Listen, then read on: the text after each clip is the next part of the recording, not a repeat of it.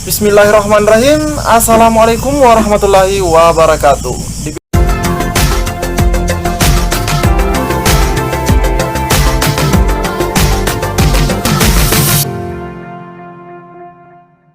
Di video kali ini saya ingin berbagi info menarik seperti thumbnail atau judul video yang teman-teman lihat, yaitu adanya kritikan DPR RI terhadap Mendikbudristek. Nah, ini menarik teman-teman ya. Kira-kira apa penyebabnya sehingga Mendikbudristek atau Nadiem Makarim ini dikritik DPR RI? Nah, buat teman-teman yang lagi nonton video ini, saya berharap agar stay tune terus di channel ini hingga akhir video. Jangan di skip agar tidak salah dalam memahami informasi yang ada dalam video ini. Dikutip dari wartaekonomi.co.id, bulan Madu, Megawati Nadiem selesai, reshuffle kelar, Mas Menteri langsung dihajar PDIP. Wow, menarik sekali teman-teman ya. Mas Menteri langsung dihajar PDIP. Nah, sebelum saya melanjutkan informasi menarik ini, buat teman-teman yang belum subscribe channel ini, jangan lupa tekan tombol subscribe dan aktifkan loncengnya, serta share ke teman-teman yang lain.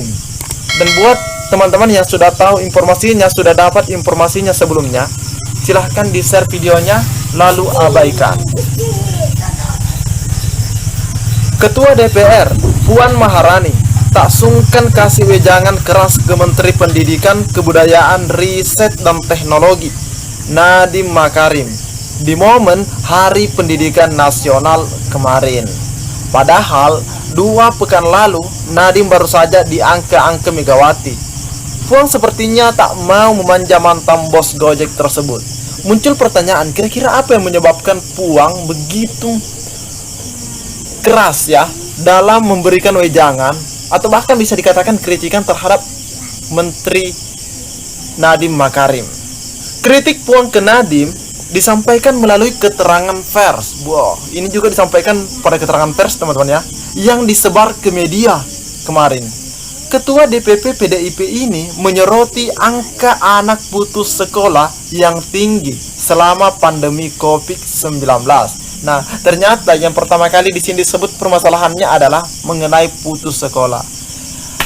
Ia meminta Nadiem mencari tahu apa sebabnya angka anak putus sekolah tinggi selama pandemi. Nah, kira-kira apa teman-teman ya? Padahal anak itu ada di rumahnya sekolah. Dalam artian kita belajar online atau PJJ teman-teman ya.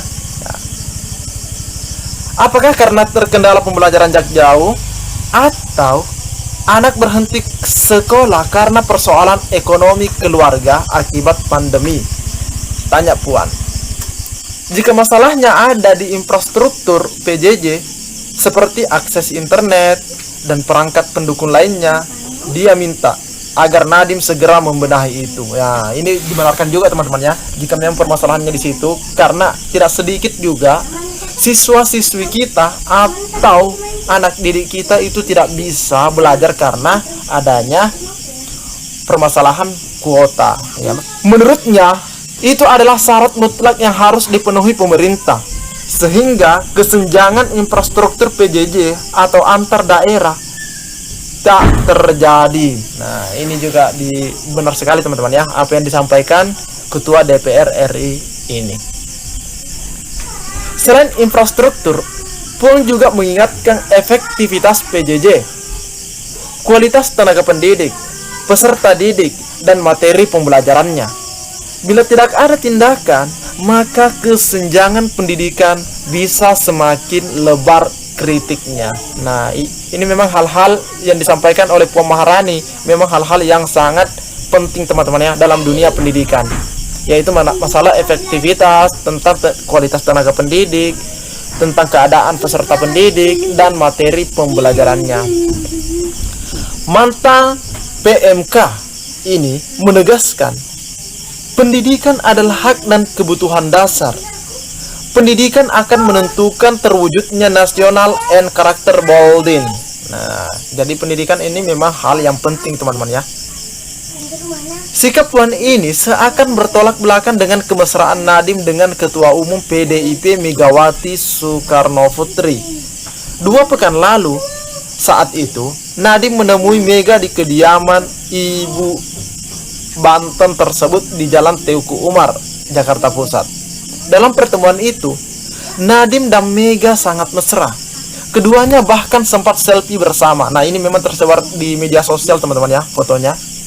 Karena kemesraan ini, banyak analis yang menyebut Nadiem bisa lolos dari reshuffle kabinet pekan lalu. Dan memang terbukti Nadiem aman dari reshuffle. Nah, memang banyak yang mengira bahwa Nadiem Makarim ini akan tergantikan oleh beberapa nama, teman-teman ya. Tapi nyatanya Mas Nadiem ini atau Mas Menteri ini tetap pada posisinya. Direktur Eksekutif Parameter Politik Indonesia, Adi Prayitno, menduga bulan madu kedekatan Nadiem Mega sudah lewat. Makanya setelah reshuffle selesai, Nadiem langsung diserang PDIP. Pernyataan Puan jelas menegaskan Nadiem sebagai mesti terbuka diprotes siapapun. Nah, kalau seorang pemerintah memang harus seperti ini, teman-teman ya, harus menerima kritikan. Ini warning. Sekalipun Nadiem sempat selfie dengan Mega, bukan berarti kebal kritik dari PDIP, kata Adi. Nah.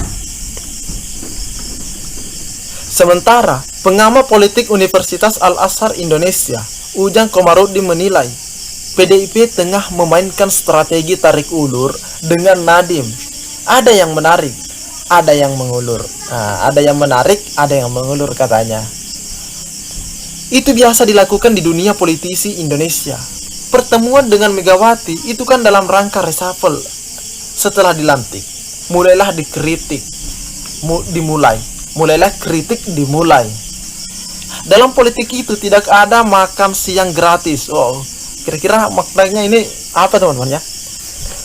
Dalam politik itu tidak ada makan siang gratis. Dibutuhkan lobby-lobby dan kos. Ada harganya, terang Ujang. Wah, bahasa yang disampaikan oleh Pak Ujang ini cukup mendalam ya menurut saya. Apakah pernyataan Puan soal angka putus sekolah objektif? Catatan Komisioner KPAI bidang pendidikan Retno Listiani, kebijakan PJJ memang menjadi salah satu biang kerok meningkatnya anak putus sekolah.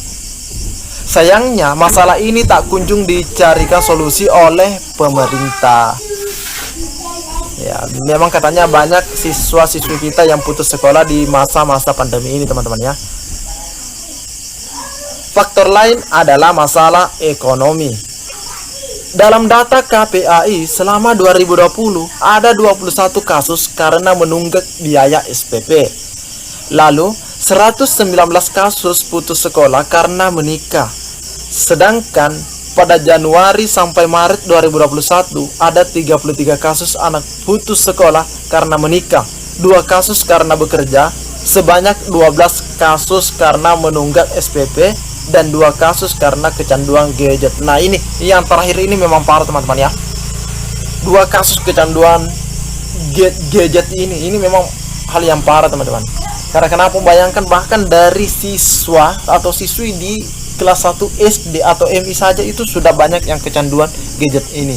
Mereka mengabaikan sekolah atau pelajarannya. Mungkin cukup sampai di sini informasi yang dapat admin sampaikan di video kali ini. Silahkan pantau terus channel ini. Lebih dan kurangnya mohon dimaafkan. Dan saya mengucapkan terima kasih telah menonton video ini. Assalamualaikum warahmatullahi wabarakatuh.